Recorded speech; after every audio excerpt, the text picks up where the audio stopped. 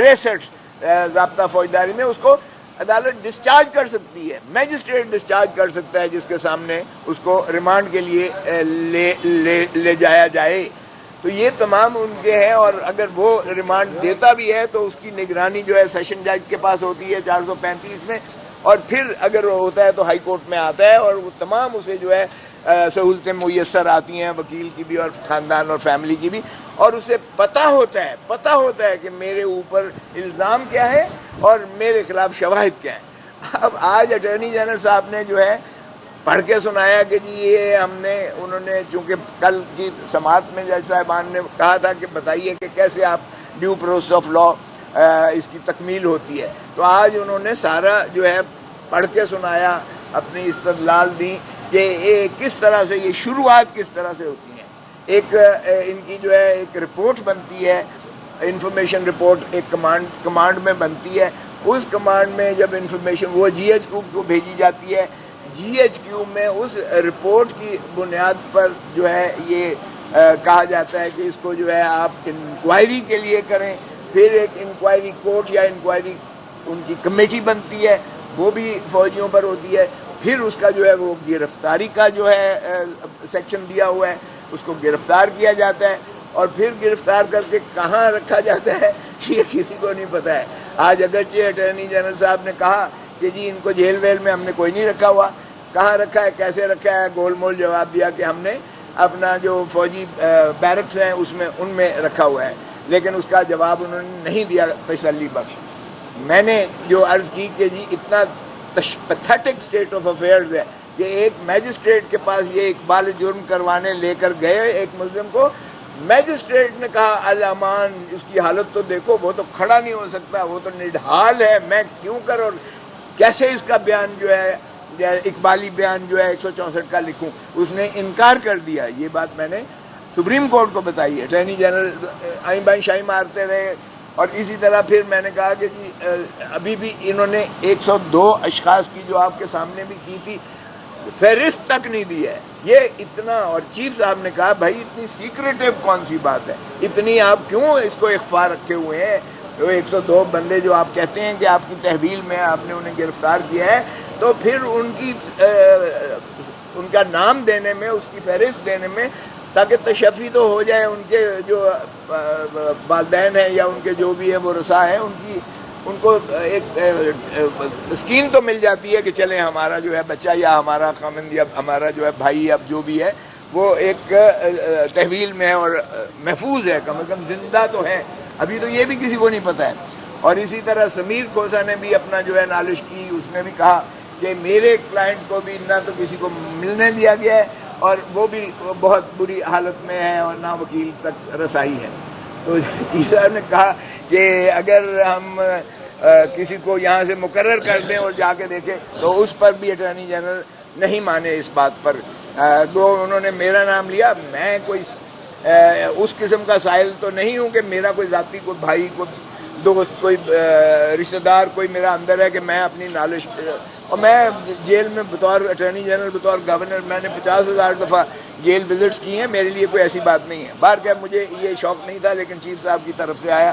مگر attorney general صاحب نے کہا کہ وہ غالباً، تو پھر انہوں نے کہا اچھا دیکھتے ہیں، ہم ہو سکتا ہے کہ ہم اپنا عدالت کا کوئی سینئر یا آفیشل کو ہم جو ہے بھیجیں تاکہ ان کی کیفیت دیکھی جائے.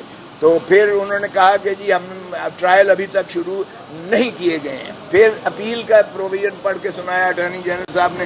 تو اپیل کی جو شق تھی وہ بھی اپیل انہی کی اپنی جو ہے یعنی ہائرارکی میں تھی کہ بریگیڈیئر یا جنرل، میجر جنرل اور بریگیڈیئر ہوگا، یعنی اس کی فارمیشن کے حساب سے جو ہے وہ بھی انہی کی ہوگی اپیل.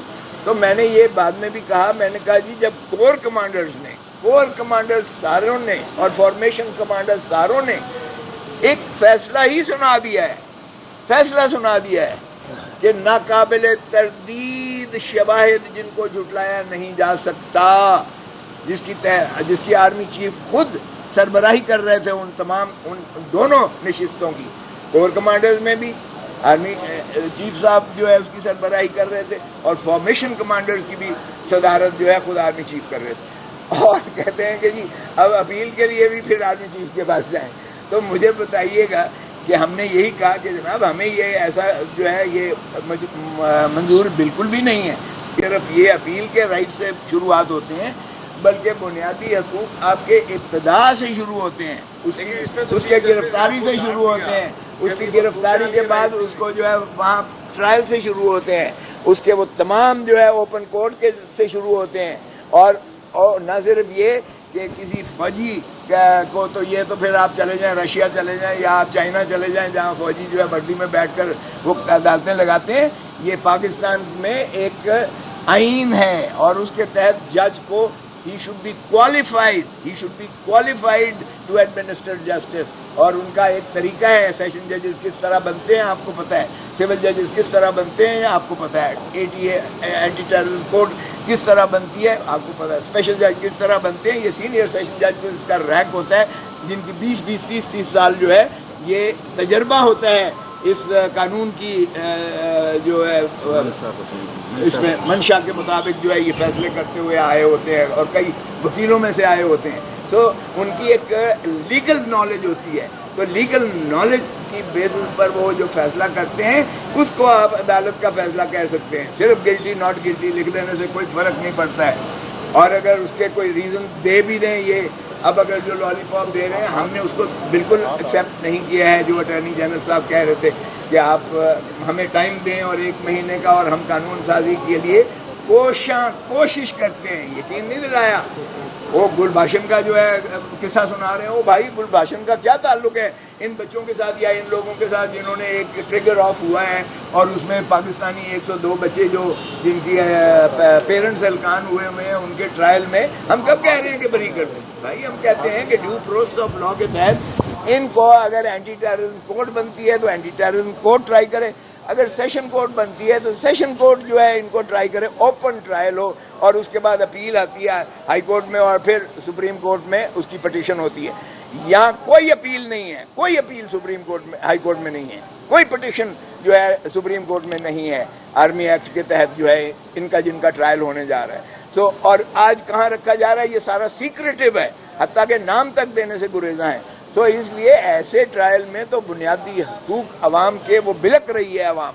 ہمیں بالکل یہ اس طرح کی جو ہے قبول نہیں ہے. بھلے وہ اگر کرتے ہیں تو قانون سازی 2/3 سے آئین کو ترمیم کرنا پڑے گا. اور میرا نہیں خیال کہ کوئی بھی عوامی نمائندہ آ کر یہ سویلینز کے تابع کر دے گا، فوجی عدالتوں کا سنوائی تابع کر دے گا، ورنہ کل کو یہ خود آئیں گے.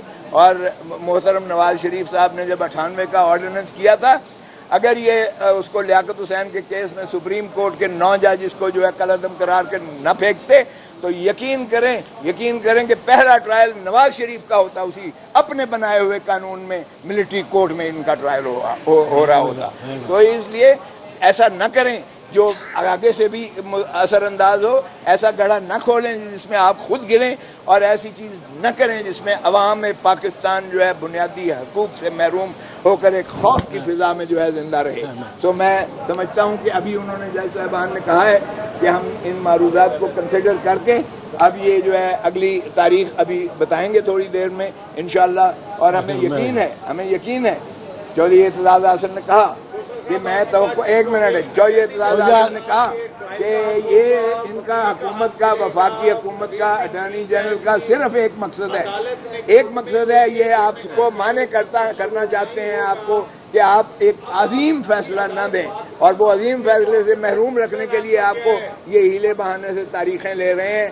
یہ چودھری اعتزاز احسن نے برملا کھلی عدالت میں کہا.